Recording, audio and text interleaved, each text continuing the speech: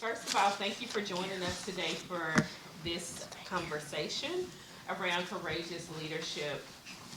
I want to first start out by saying thank you to our sponsors of the Courageous Leadership Award, Mutual of America, Legal Server, and Paladin. So, as many of you all know, we launched the Racial Equity Initiative at NLADA, my first week on the job 2 years ago in 2021. And that initiative was focused on three key things. Number one was to train new courageous leaders to lead on racial equity issues.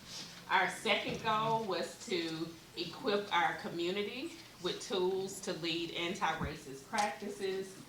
And our third goal was centered around leveraging our collective power to drive systems change around advancing racial equity in America. And so today's conversation is really a example of two key areas. We're going to talk today about courageous leaders who advance racial equity, but we also have our leaders in our corporate community. Our Corporate Advisory Committee Chair, Jim Chosy, who is General Counsel at U.S. Bank. And we're so excited to have this conversation. This is our second year featuring our awardees to have a conversation around what does it mean specifically within the private sector and the business community to drive change around racial equity. So, I would like to introduce to you Jim Chosy. As you all heard before, Jim is a member of our board at NLADA, and he brings with him a wealth of knowledge and experience specifically around his leadership in advancing DEI within the corporate community.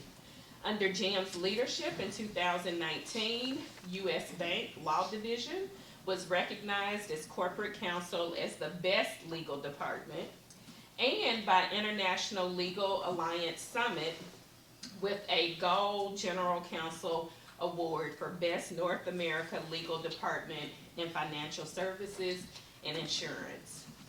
In 2020, U.S. Bank was named as a finalist in the category of in-house legal teams for their inclusion, diversity, and social justice by Financial Times Innovative Lawyers Award for North America. And in 2021, the Law Department was included on the short list for the most innovative legal department by Law.com.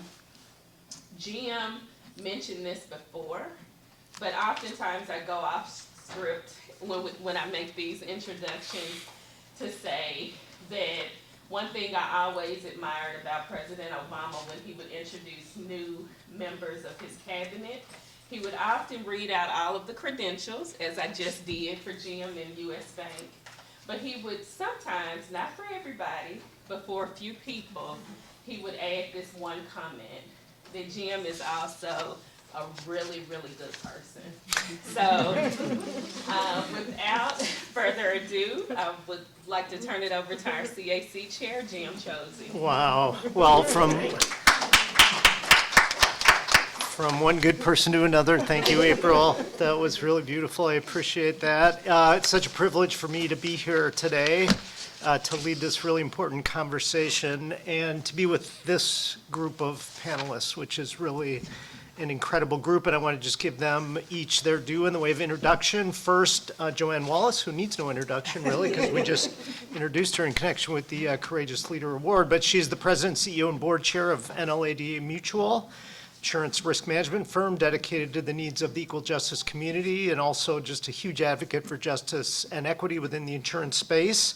She's the immediate past president and CEO of NLADA, where she spent more than 20 years in leadership roles at the organization. She has received many honors as well for her advocacy, including recognition from the Obama administration, speaking of which, as a White House champion of change for innovative equal justice leadership.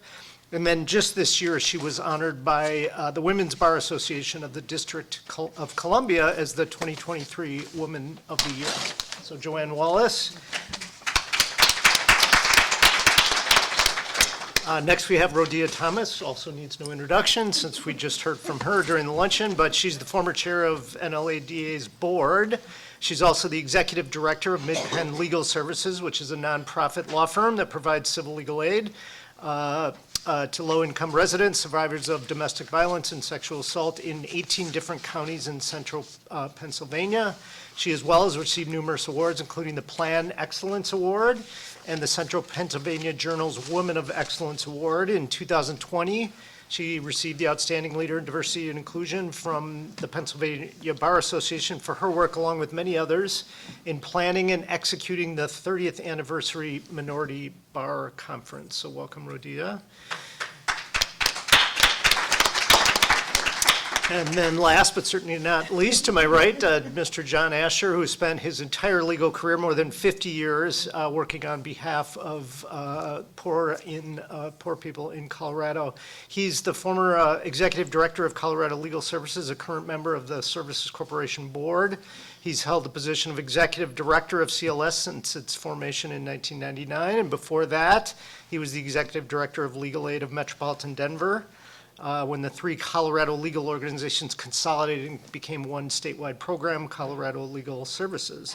He began his career as a staff attorney in Colorado Rural Legal Services in Greeley, Colorado, way back in 1971, upon his graduation from Harvard Law School. So John, welcome.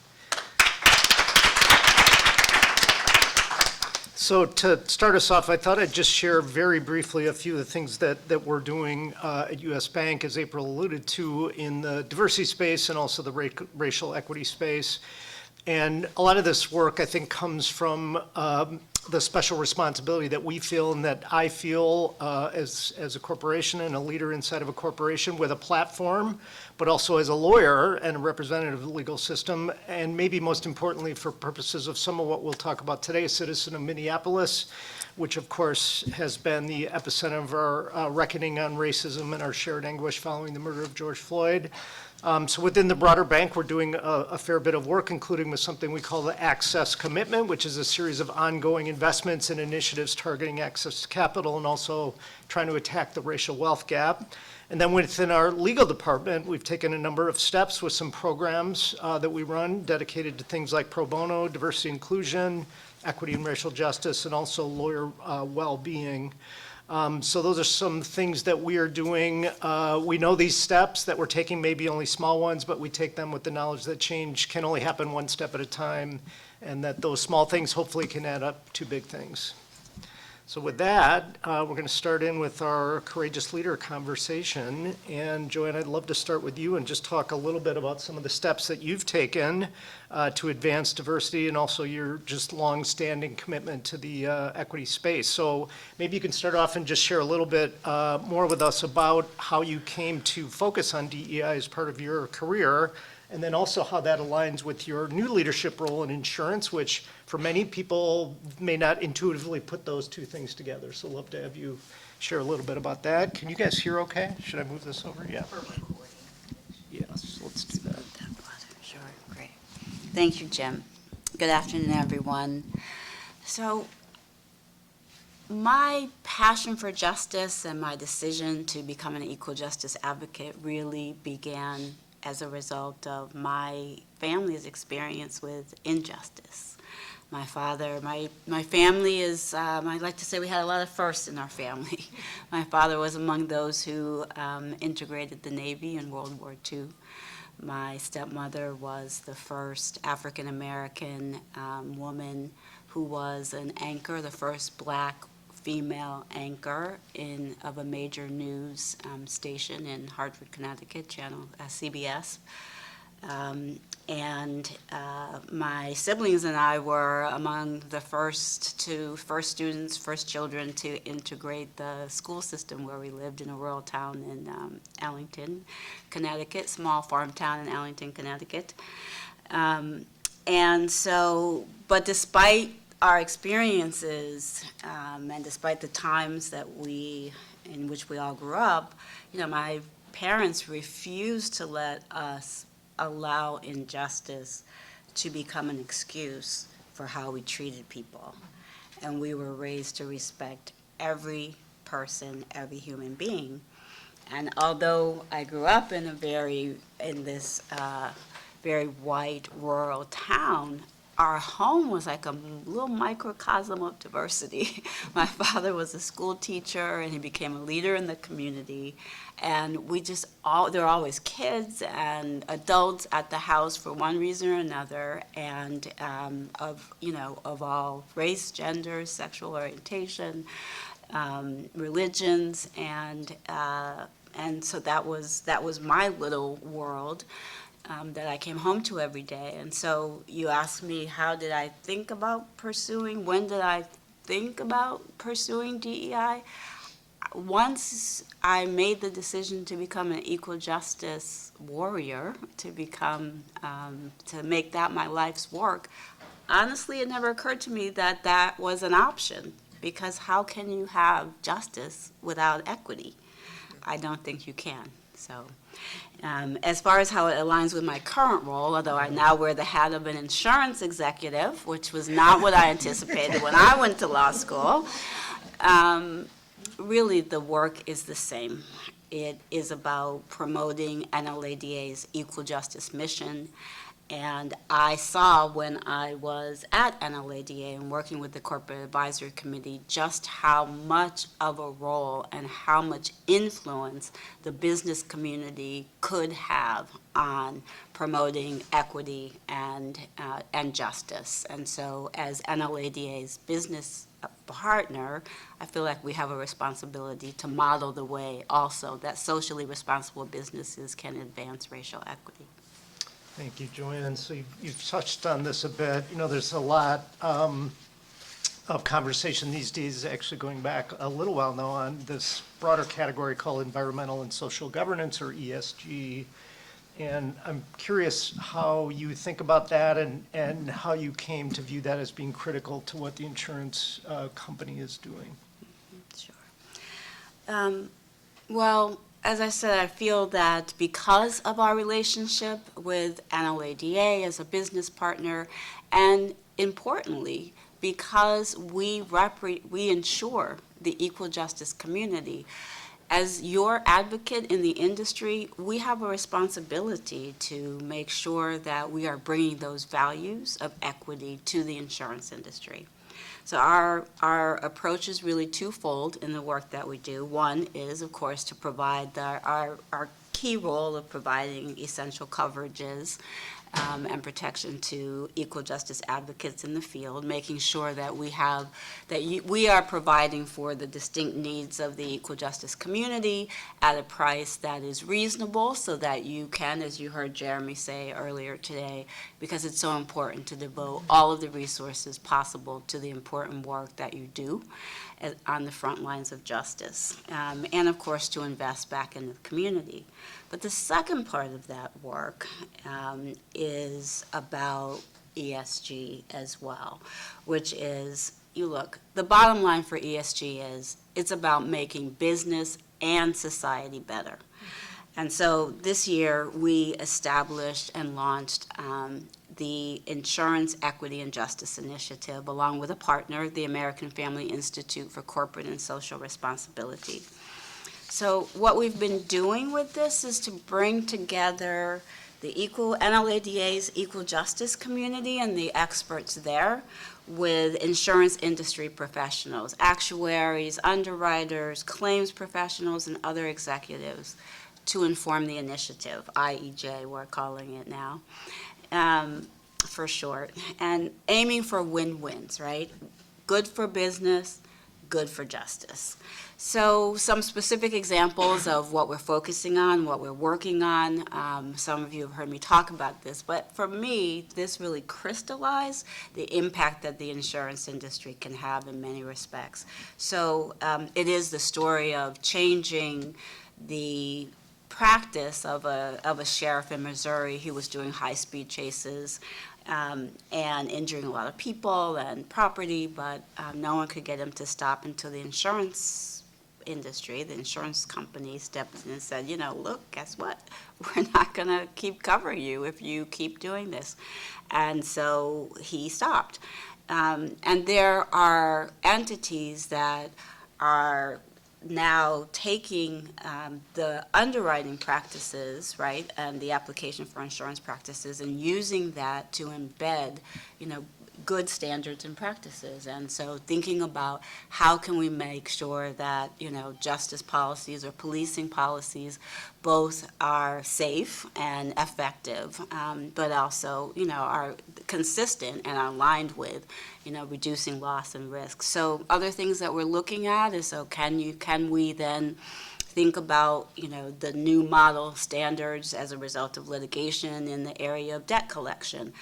Can we embed those standards into underwriting protocols or processors? Or should insurers of, insurance companies that provide auto insurance, is now the time that we should be looking at things like, don't just say, okay, someone has a suspension, jack up their rates, but why was their license suspended? Is it because maybe they were just too poor to pay a fine or a fee?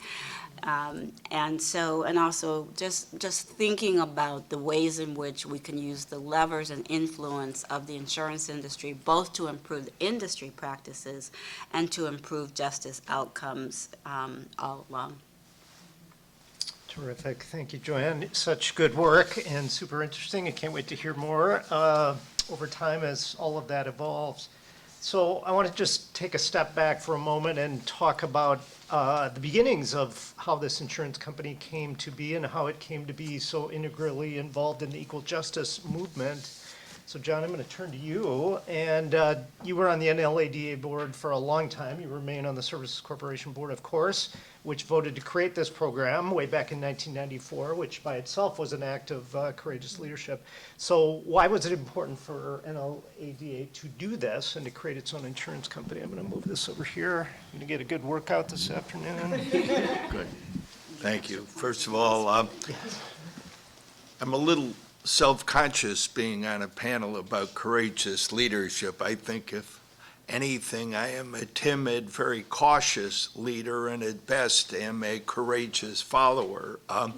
And one of the people I had the pleasure of following throughout my career has been Clint Lyons and then Joanne Wallace. And in 1994, I had been a executive director of the Denver program then for about 13, 14 years. And there really was one malpractice carrier to whom we could turn, and that was Complete Equity Market. And they were doing very, very well. And the product was not quite what Clint and the NLADA board and others thought were good, and that competition would help grantees and public defender programs get another product. And so they started to work, and first it was a number of different, then a CNA and the like. But very few of you are old enough or have been around long enough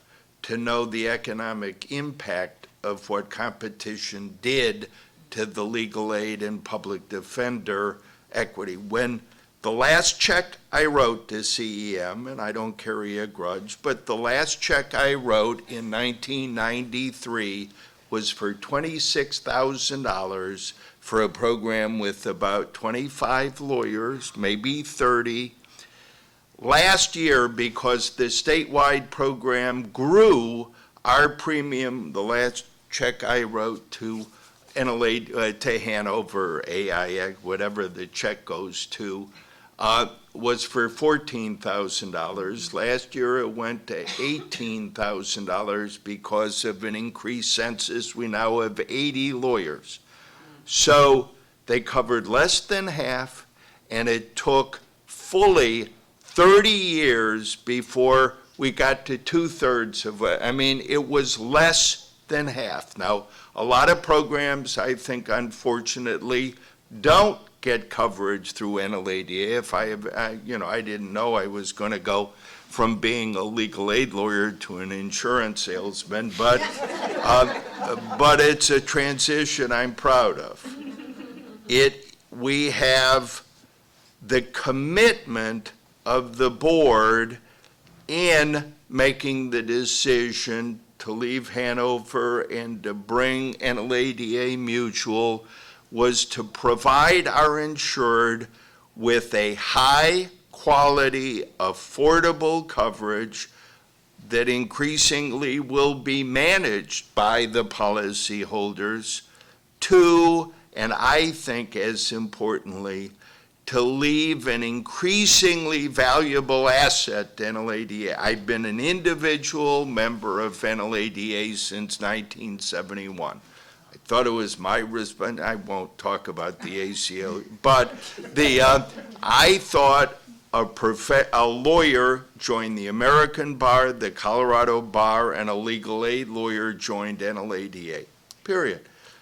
Now we have younger lawyers who don't even know what NLADA, and we need to do a better job of doing it. So one, an affordable, high-quality, policyholder-driven insurance policy. Two, an increasingly important asset to ensure the future of NLADA through commission and profit sharing. And three, to make sure that that product is consistent with our values of equity and justice. Now, we fail quite often on that. I personally have failed, and we can talk about that at some point. But to advance the cause, both professionally within the business community, of making sure the values that we bring also infuse the work we do within the insurance and the business community. Thank you. That's such an amazing origin story. I so admire the leadership it took to do everything you're describing. And I'm wondering if you could talk a little bit more, John, about that leadership and what role that has played with you all in promoting diversity, equity, inclusion in the equal justice community. Well, that's certainly I think I've always thought that with privilege comes responsibility. Grew up in very close to where Michelle and Barack Obama lived in Hyde Park. They had a big house. We lived in a 3-flat. It's fine. And I don't know whether the greater privilege is being male or being white. Pretty close. I think being male probably Trump, but my wife certainly would think. We were not wealthy, but very middle class. Having gone to Harvard, if not being well educated, I certainly was well credentialed. It opened all sorts of doors I didn't walk through. Given the lottery, I neither went to Vietnam nor had to avoid the draft and didn't come back, or worse, coming back scarred for all of the privileges I think have led me to a life of 50 years as a legal aid lawyer, some as privilege. With that comes the responsibility to recruit, hire, support, train, sometimes let go, sometimes try to retain a very diverse and really high-quality staff. And to keep your antenna up, first internally, and to watch your own internal biases, which you can't be a 70-some-year-old white male and not be infused with bias in history, but you can struggle against that. And I've tried to do that. Two, you watch what's going on around you. I read, there's an autobiography, I don't want to go on too, but I read the autobiography of John Thompson, who was the basketball, I happened to grow up in Chicago. You can't not play basketball and be a fan. Played basketball, as a matter of fact, with Elijah Muhammad's grandson. Talk about diversity.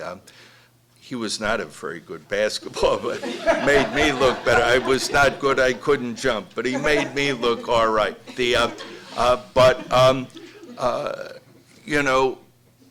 That sort of infusion of being aware of what's happening. John Thompson said, the book's about basketball in part. Much more it's about growing up in America as a large, imposing black male and what comes with that. But the one thing in that book, my wife skimmed the basketball part, but she even really liked but he said we will not have equality until minorities are entitled to fail like white people are.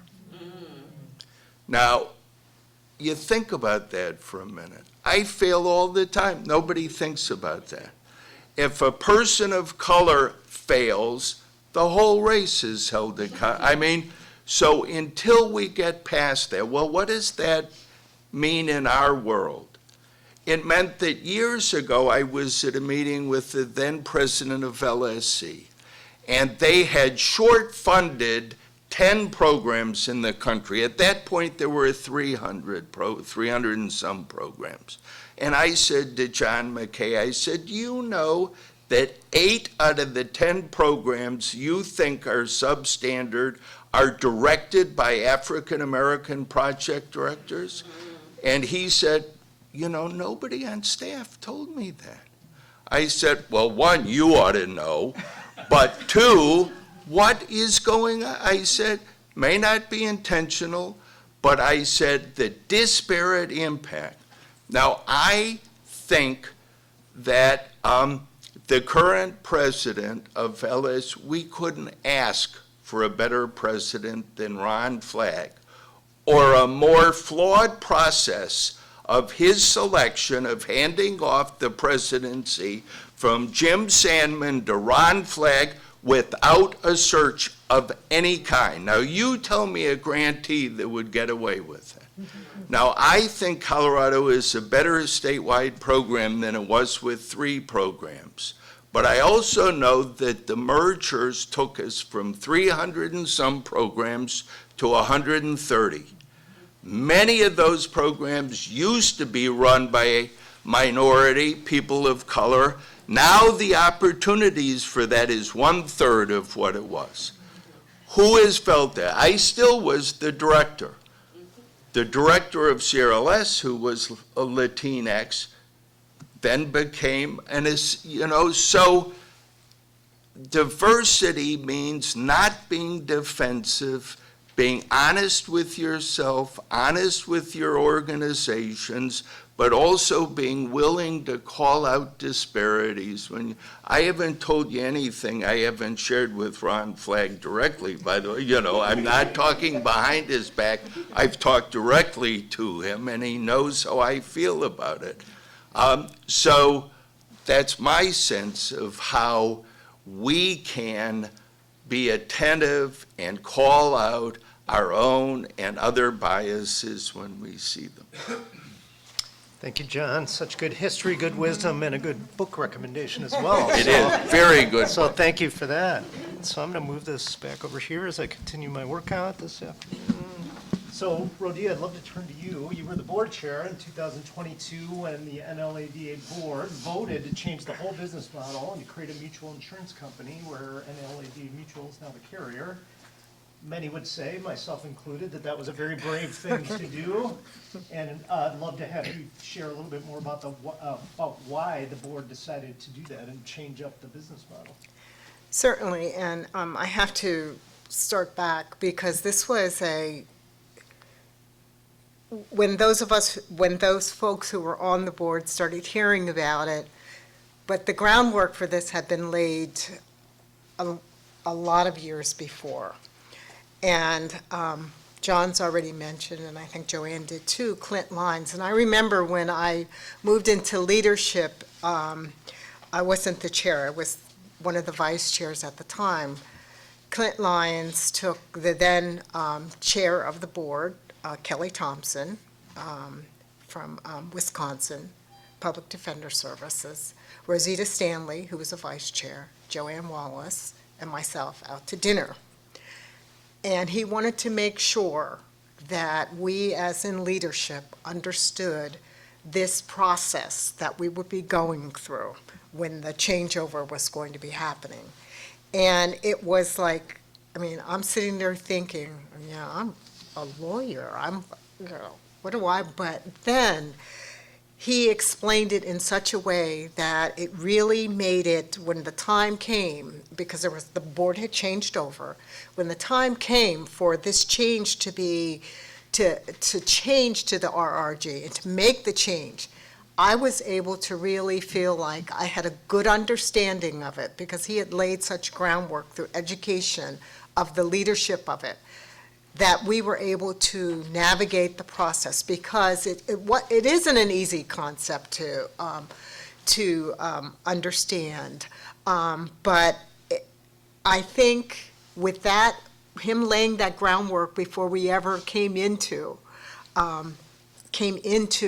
making the decisions really helped, along with people like April and Joanne and other folks who were on the board at the time. And as we had always, at my program, always had NLADA insurance, and we still do today, mutual, NLADA mutual, and very excited about it. But I understood, and as John was saying, before I became director of our program, the prior director was Complete Equity Markets or something. And before we went into the NLADA assurance, when I became director, it was like our premiums went down, and we even have more lawyers now than at the time at that time when we went.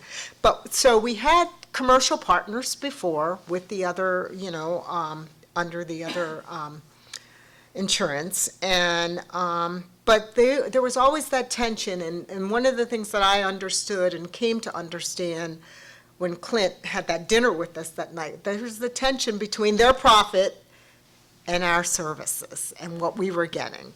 And so this was an opportunity. I saw it as a real opportunity for the policyholders. We're now the owners of the company.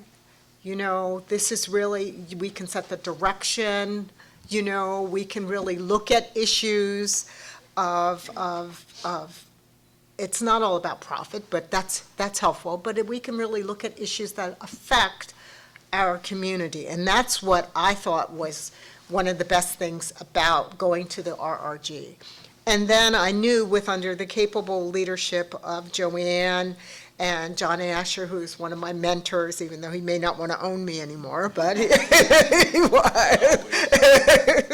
I knew, and others who were on, and others, I knew it was going to be it was not only going to be good for the services that we provide and for us to have good coverage, but it was also going to be good for us to have, as NLADA, to have an entity, which was going to be socially responsible.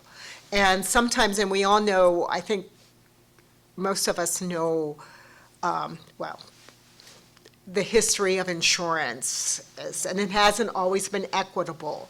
The way, and it's one of the reasons why I do what I do, because I grew up in a time and when there was a lot of upset in the community and that's a polite word, in the community where I grew up in central Pennsylvania, and I saw the struggles of my parents and the things that they went through.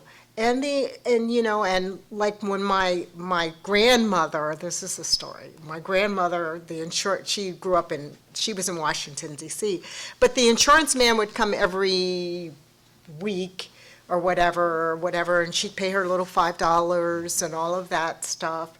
It was for her burial insurance. And she was 95 when she died. This is my paternal grandmother, my father's mother. She was 95 when she died. And after, I don't know how many years, I was a kid, but it was like 30 years of paying this. She had like $2,000 of insurance, which as you can imagine, wasn't going to cover the cost of her burial. So, insurance is important. And it hasn't always been, the way it's operated, it hasn't always been equitable for communities of colors, whether it's redlining We're not going to insure your house because you're in a certain zip code or neighborhood. So I see this as really an effort to really try to make some change in that regard. And particularly with being socially responsible and mission-driven. Thank you. Thanks, Rhodia. Maybe I'll just stay with you and say that you have been recognized for your leadership role in training and advancing diversity, equity, inclusion. The world has changed a lot in the last 30 years or so when the NLADA insurance program was first formed. So I have a two-part question, if I might.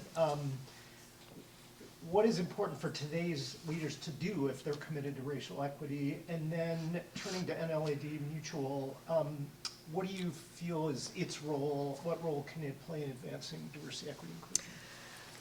Regarding leadership, I think we all, and I think everybody in this room is a leader. It's not about a title.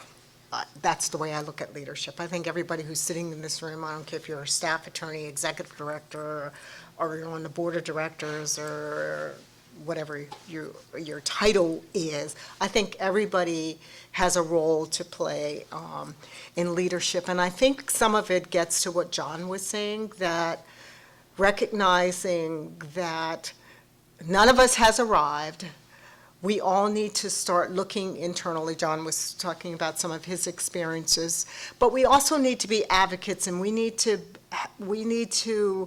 I don't particularly like the word ally, but when we see something that isn't sitting right, we need to be able to speak out about that. And we need to really hold people who are making decisions that we know are inequitable in some ways, and not in some ways, but that are inequitable, that we need to be able to speak out about it and speak out about it. And sometimes it's not going to be comfortable, and we all know that, and probably because we've all had those experiences. But I do think we have an obligation to do that, because if we don't, I don't think anything is ever going to change. And it's not just going to be about a few people who are called leaders. It's about all of us making that decision to do that. Thank you. And I didn't answer, well, that's okay, I'm done. I'll shut up. No, please, that was terrific. So I want to segue to a question for each of our panelists, which has to do with collaboration between the public sector and the private sector. Sometimes those two overlap as we're talking about equal justice, but often they don't. So I'm curious for your thoughts on how we can increase the awareness and the collaboration of those two sectors to further the goals that we're talking about here this afternoon. Joanne, maybe I could turn to you and see if you want to start with that one. Sure. So as part of our equity initiative, NLADA Mutual has been hosting and attending conversations on race, where we're bringing together people from the industry with the equal justice community to talk about the issues, some of the topics like Rhodia just alluded to. Where are the injustices? Talk about the lingering impacts on the insurance company's history with race, which included, of course, insuring cargo ships and slaves as property. Following the work that the National Association of Insurance Commissioners is doing around, they've been convening convening communities and listening to them about issues of racial equity. So I don't know a way to change hearts and minds without talking, without communicating, without having courageous conversations, as April likes to say, and it's key. I will tell you that every time we've had a conversation, something positive comes about it. And sometimes, we hear a lot of negative things. As you can imagine, we've been talking with the clients and community advocates and the impact on their lives about, because of the barriers that insurance often provides. At its best, and even the most ardent consumer advocates and critics of insurance will say that it is an important tool for financial security. At its best, it advances economic opportunity. At its best, it can bring stability and securities to families. But if you can't get life insurance because you have a criminal conviction, no matter what you have done to pay your debt to society, and you don't have access to that any longer, and of course, and that's disproportionately impacting communities of color, then we have failed, in my opinion, to realize the vision that insurance, and the true purpose of insurance. So we need to be willing to acknowledge the failures and be in candid conversation, keep having those conversations, and think about ways to move forward. And so each of the conversations that I have been in have not only raised the issues with, candor, but also have begun a path toward problem solving with, sort of a shared and larger community, and the trading, the expertise that the insurance industry professionals have with the expertise of the equal justice advocates across so many disciplines really results in a different kind and a higher level of problem solving that's been really inspirational and exciting. Nice, thank you. Maybe we'll just keep this down here. Rhodia, could I ask you the same question? Just curious for your thoughts on this public-private collaboration and how we can encourage that and generate more of it. Yeah, I agree with a lot of what Joanne had to say. I think that it does start with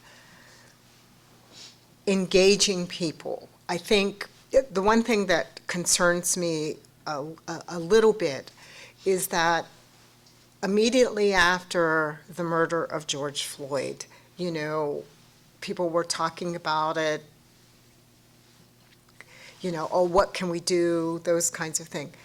We're 3 years later, and do we hear those conversations now? Do we hear people, or are we going back? And that concerns me. And I think we need to be, as I think about what we need to do, I think in terms of those we need to keep that in the forefront, because those issues are still happening out there. Maybe not at,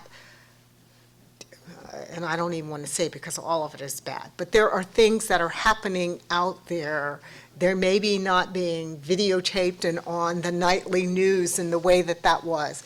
So we need to make sure that we're still having those conversations with our corporate partners. We need to know to keep the needle moving forward. I think, as Joanne is saying, we need to keep the conversations going. And if they're not coming to us, we need to be going to them and trying to engage them and talking about what policies they have or don't have in effect, and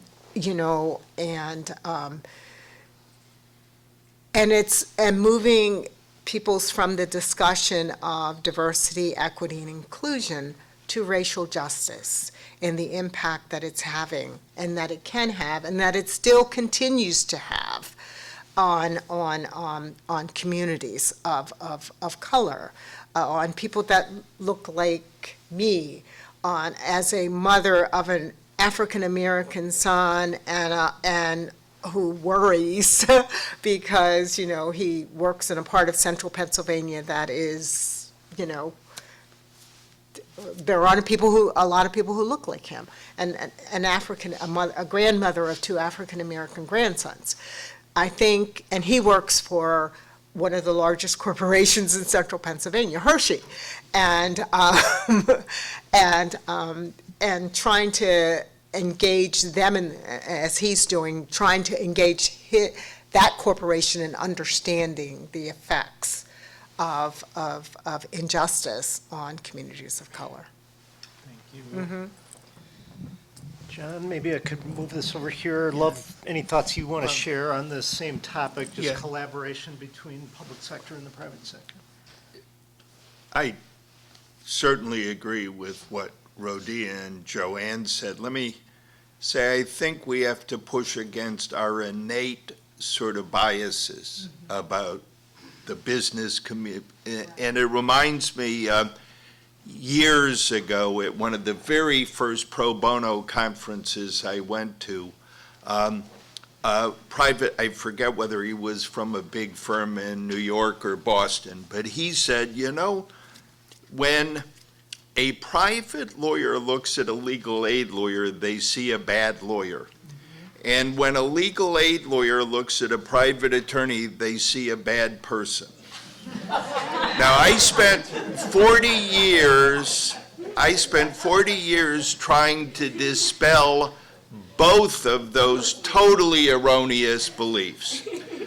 But I think we share some of that same feeling about the corporate and the business community.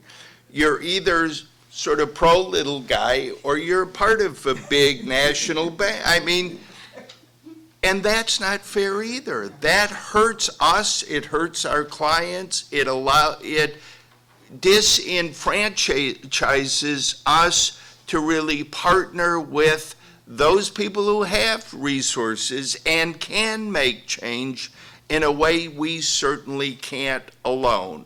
So what I think we need to do is to stop being quite so innately judgmental and have these preconceived notions about profit. And I think a job we have now is to defend the best in business. They ain't woke.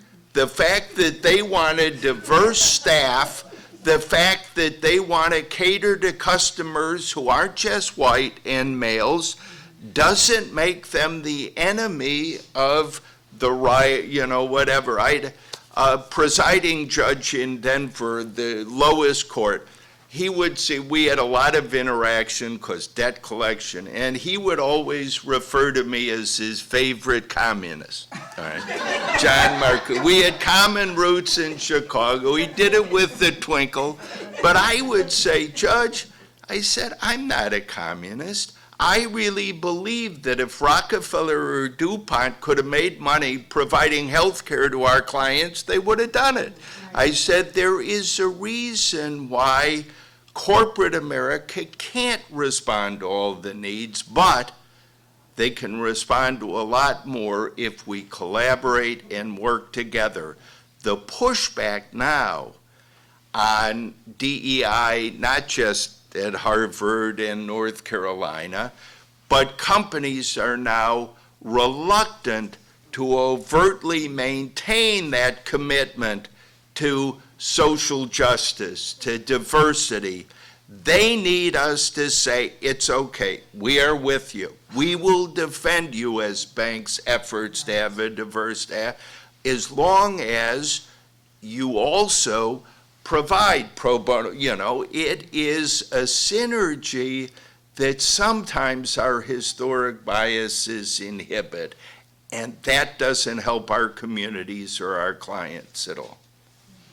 Thank you, John. Very well said. Maybe I'll just add a little bit to that to say that a lot of the work we're doing with the Corporate Advisory Committee is to engage in and have these very conversations. And, you know, the bad news perhaps is there are a lot of companies out there, it's just not top of mind. It's not intuitive to them why they would be involved with or support an organization that sits on top of legal aid and public defense. The good news is, this, you know, about 30 seconds into the conversation, they quickly come to understand it, which is it's all about strengthening the system, making sure it works for all, which strengthens communities wherein these businesses reside, where their customers live, where their employees live and work. So it's a very powerful and compelling story. We just need to tell it more broadly and invite more into the conversation, and that's the work we're doing.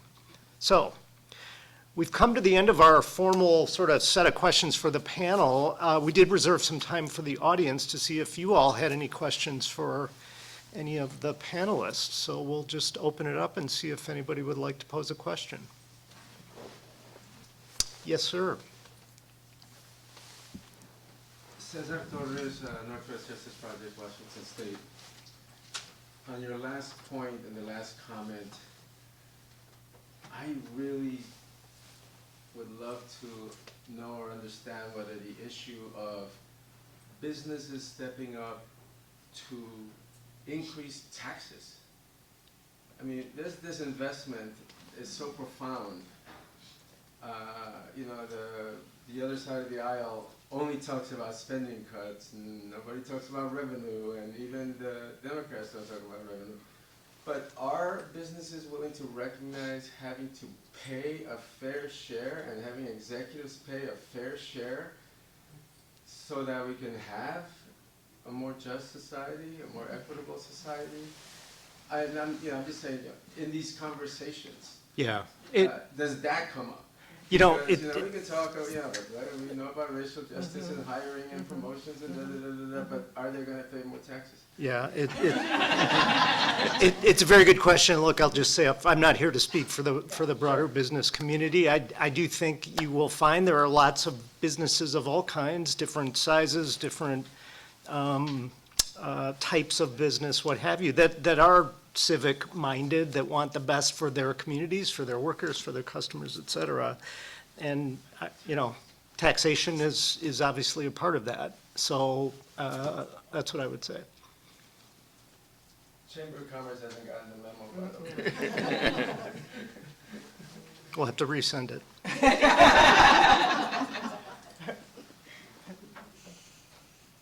Other questions?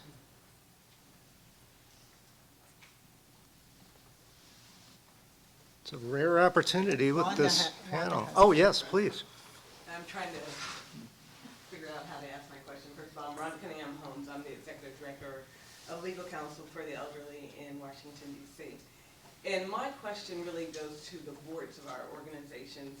And most of us have board members who are from corporations and from law firms. And, they're supportive of our efforts of DEI and racial equity. But I think that our staffs are looking to see what they are doing too.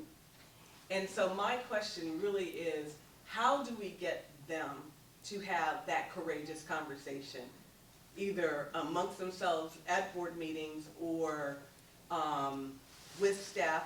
How do we really make sure that they are committed to that same effort? Because it really does need to be a full circle. We need to do it within our organizations so that when we're going out to our communities that we're supporting, that we are demonstrating that we are sensitive and aware of the various cultures that we're dealing with, that we have centered race in our organizations and the history that comes with how people have been mistreated over the years, and that we are looking at corporations who are supporting us, and how they are really embracing the whole notion of racial equity and diversity, equity, and inclusion and belonging. Anybody want to start with that, Joanne? I'm happy to start, Sure. but I think she was looking at you, Jim. I'm happy for you to start so I can formulate an answer. So, one of the last initiatives, work that I was fortunate to participate in before transitioning from NLADA to the insurance program was to support the board's work in the creation of a racial equity task force. And that really was the idea of the board chair, the NLADA board chair. And what we did was we brought together, we knew that in order to move forward effectively, and that we had to create a process that included the community and the board's buy-in to where for the organization to get to the next level in terms of its work to promote racial justice. So we formed a task force that had the key NLADA stakeholders in them, and including our corporate partners, so that they would be at the table, so that they would hear the conversations from the public defenders, from the community advocates, from the civil legal aid experts, and be engaged and buy into that process. And so the task force ultimately made recommendations to the board. But that process was really important, and I think it was educational for everyone. It was a small enough group that I think there was a trust established and a degree of candor, but representative of the key NLADA stakeholders. And also, we were going through a leadership succession, and we knew that that the board needed to be, the board and the stakeholders of the community, but especially the board, needed to be aligned and supportive of a racial equity agenda if that was going to be part of what they expected from a new leader. Thanks, Joanne. I might just add,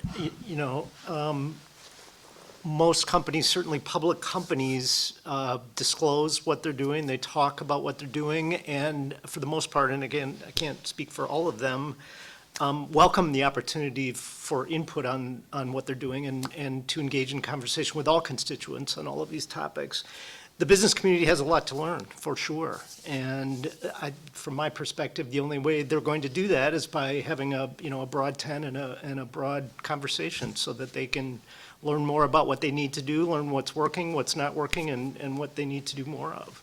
So plenty of companies, ours included, are very open about what they're doing, talk about it regularly. They their public disclosures, things of that sort. So I would just invite the conversation depending on which business it is that you're thinking of. Just very briefly, our challenge is we found much greater success in diversifying our board than we did our staff. That is, it had been my hope that when I retired, a majority of our board of 27 would be people of color. We didn't quite make it. It was only 13, but that's not bad, and it's a very diverse board of color from Southeast Asian to a large number of Latinx, and also African American. Our board chair was an African American client board member, but attracting and retaining particularly African American lawyers in a state like Colorado is a challenge, and there are fewer African American law students in the two Colorado law schools than there were 50 years ago. So one of the things that I am now mentoring a college student who is talking about going, I don't care whether she goes to law, it'd be good if she went to law school, but whatever she does, she ought to be happy and success. I mean, so I think it's you can only do one step at a time. And I think our board is absolutely committed to diversity and equity, and we're working on the two law schools and trying to recruit more broadly. And it seems to me that what we need to do is reflect internally really carefully. For years, I took pride in the fact that we had unpaid summer clerks all over the joint, right? And then it occurred to me, whoa, who are we leaving out when you don't pay? So we went to paid summer intern. Now, it seems to me we have to pay high school students.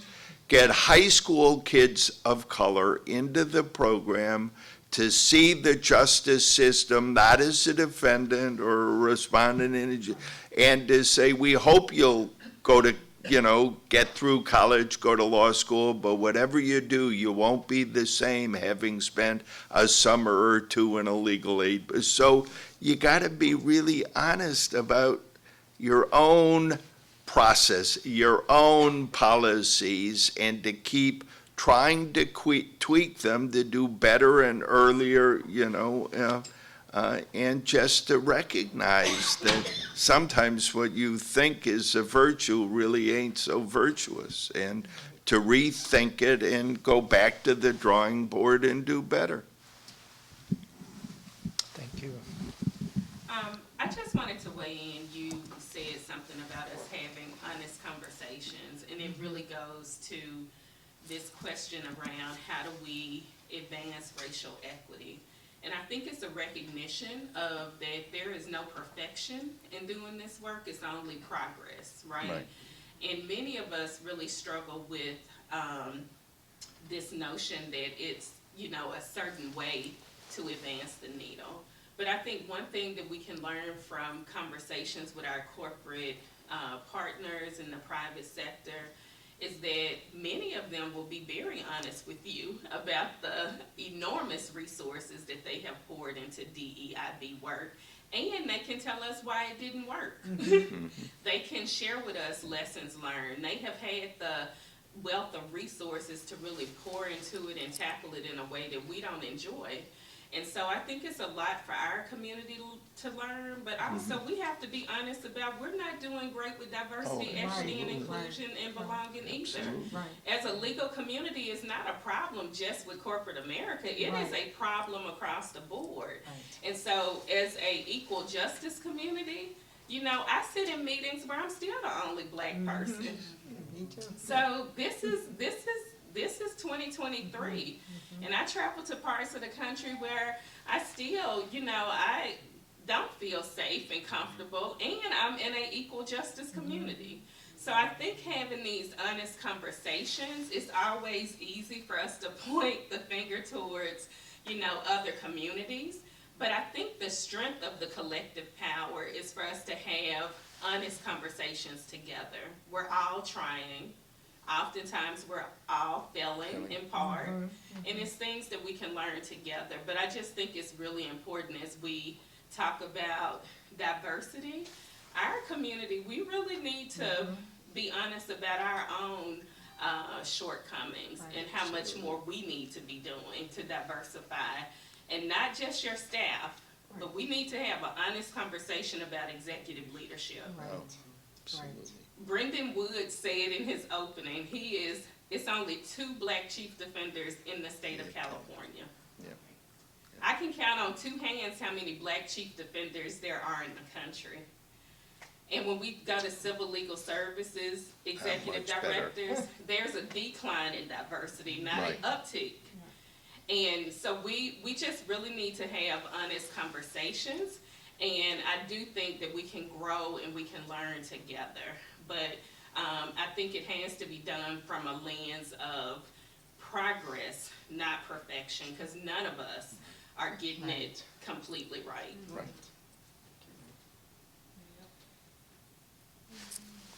Well said. Thank you, April. Did you have a question? I thought you had a question. Okay. So I'll ask a question. Anthony Young, Southern Arizona Legal Aid, Tucson, Arizona. And my question has to do with, we'd like to have corporate leaders on our boards, but you guys know we're constrained with respect to the LSC regulations. And I know NLADA has been pushing to change the regs, and LSC is saying it's supportive. Any updates on where that is?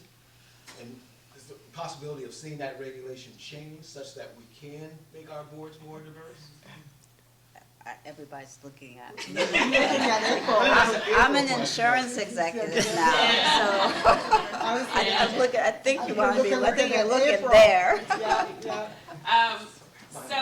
So that's a, we, of course, I don't have but it is one issue that we see. But I have seen leaders, I'll use Zarkenia Waller as an example in Tennessee, where while you may not be able to have them on your board, building those relationships with the corporate and private sector in the community, despite the fact that they cannot officially serve on your board. So I've seen some good models of being creative about, we have advisory groups and other ways that we can involve the corporate community in our work. And so I've seen some programs do a really good job at that, but more to, we haven't been able to lift the restriction. Yeah, we're starting to do that, but the real conversation is really in the board. The board room, yeah, that's true.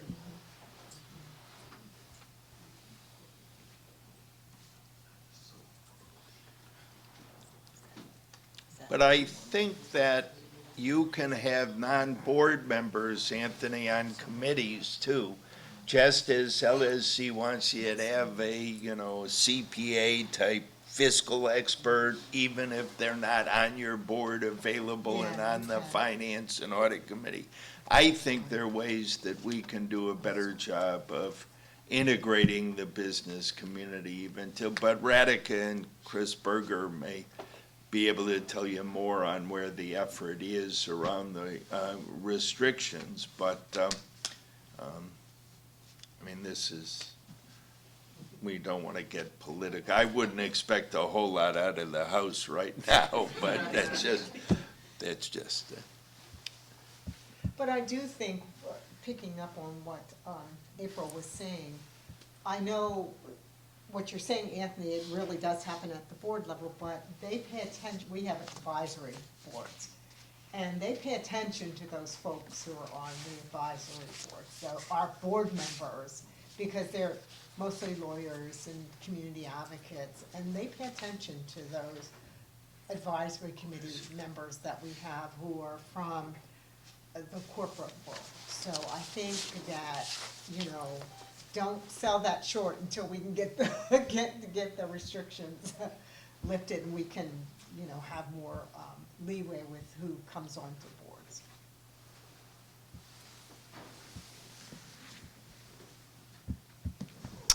Anything else? 2 minutes of scheduled time left. This is your opportunity. If not, I just want to thank this amazing panel once again. Really appreciate all your insights, and thank you all for coming and for engaging with us. We appreciate it. Thank you. Absolutely, thank you. Thank you.